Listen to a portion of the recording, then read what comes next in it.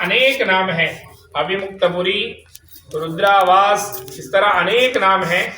ऐसे परम पवित्र काशी नगरी में आनंद कानन काशी ढूंढे परिवार द्वारा 1 वर्ष के संकल्प के अंतर्गत आज 101वां दिन भगवान श्री मंगलेश्वर महादेव जी के दिव्य सानिध्य में हम सभी को आने का सौभाग्य प्राप्त हुआ। और संयोग से आज कृष्ण पक्ष चतुर्दशी और भौमवार यानी कि कृष्णांगारक चतुर्दशी इसको बोलते हैं। ऐसे पवित्र दिन में भगवान अंगारकेश्वर महादेव जी के दिव्य सानिध्य में भगवान का अभिषेक, दर्शन, पूजन, अर्चन और अलंकार संपन्न हुआ। चारों वेदों को भगवान को सुनाया गया। तो इसके पश्चात भगवान की जो महिमा है उस पर प्रकाश डालते हैं। स्कंद पुराण के काशी खंड में यह दिव्य विधान प्रख्यात है कि परम पावन हरिहरात्मक महापुरी काशी, जो अनादिकाल से मोक्ष की नगरी, त्रिलोकी, कल्याणकारिणी तथा नित्य अविमुक्त क्षेत्र कही गई है। यहाँ उत्तरवाहिनी भागीरथी गंगा अपने अलौकिक कल्याणमयी धारा से चराचर जगत का पाप, ताप और संताप हरती हुई प्रवहित होती है।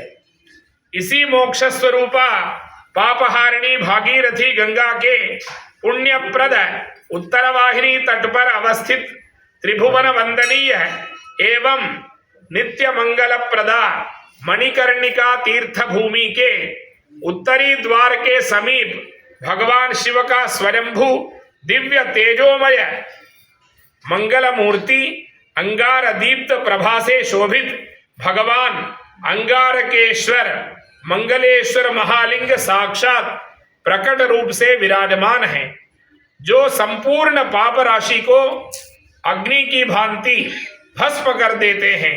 इन देव की महिमा इस प्रकार वर्णित है। शुक्र संबंधिनी देवौ कथा श्रावी मया शुभा, यस्या श्रवण मात्रेण प्रीणिते श्रवणे मम, कस्य पुण्य निधेर्लोकः शोक हृत्वेष निर्मलः, एतदाख्यातुमुद्युक्तौ भवन्तौ भवतां मम, धयित्वा श्रोत्रपात्राभ्यां वाणीम् अमृतरूपिणीं न तृप्तिमधिगच्छामि भवन मुख सुखोद्गताम्। शिव शर्मा ने कहा, हे देवगण, शुक्र संबंधिनी कथा तो मैंने सुनी, इसके श्रवण मात्र से मेरे दोनों कान बड़े ही संतुष्ट हो गए।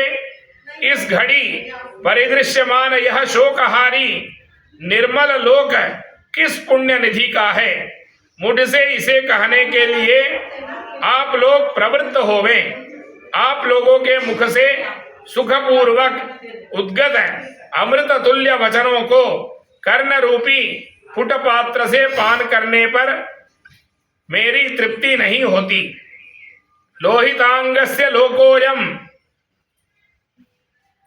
पान करने पर भी यानी कि पुनः पुनः काशी की महिमा सुनने पर भी कर्ण तृप्त नहीं होता। इसका अर्थ यह है कि निरंतर काशी की महिमा सुनने का उनका इच्छा हो रहा है, जितना भी कहले वो कम पड़ रहा है। लोहितांगस्य लोकोयम शिव शर्मन् निबोधः उत्पत्तिं चास्य वक्ष्यावो भूसुतोयम यथा भवते पुरा तपस्यत शंभोः दाक्षायण्यां वियोगतः भालस्थलात् पपातैकः स्वेद बिंदुर्महीतले ततः कुमार संजज्ञे लोहितांगो महीतलात् स्नेह संवर्धित सोथ धात्र्या धात्री स्वरूपया। देवगण बोले, हे शिव शर्मन, इसे लोहितांग मंगल का लोक समझना चाहिए। यह जैसी भूमि के पुत्र हुए वह सब इनका वृत्तांत भी कहते हैं। पूर्व काल में दाक्षायणी सती देवी के वियोग से तपस्या करते हुए शंभु के भाल स्थल से एक बिंदु स्वेद पसीना भूमि तल पर गिर पड़ा। बस उसी के द्वारा महीतल से एक लोहितांग कुमार उत्पन्न हुआ और धरित्री ही ने धात्री धाई रूप से स्नेह पूर्वक उसे कुमार का लालन पालन किया, उस कुमार का लालन पालन किया। माहे इत्यतः ख्यातिं परामेश गतः सदा ततस्तेपे तपोत्युग्र मुग्रपुर्या पुरानघ अशिष्ट वर्णा चापि सरितौ यत्र शोभने द्युनद्योत्तर वाहिन्या मिलिते मिलिते जगद्धिते। इसी कारण से लोहितांग यानी भौम माहे इस परम सुख्याति को सदा प्राप्त हुए हैं। हे अनव, इसके अनंतर उन्होंने शिवपुरी में पहले घोर तप किया, जहां पर की जगत की हितकारिणी असी और वरुणा ये दोनों शोभन नदियां उत्तरवाहिनी गंगा में मिली हुई हैं।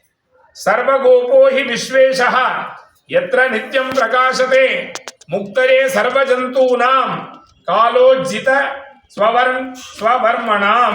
सर्वत्र व्यापी होने पर भी जहां विश्वेश्वर यथाकाल मृत्यु को प्राप्त समस्त जंतुओं को मुक्ति देने के लिए नित्य ही विशेष रूप से अधिष्ठित रहते हैं।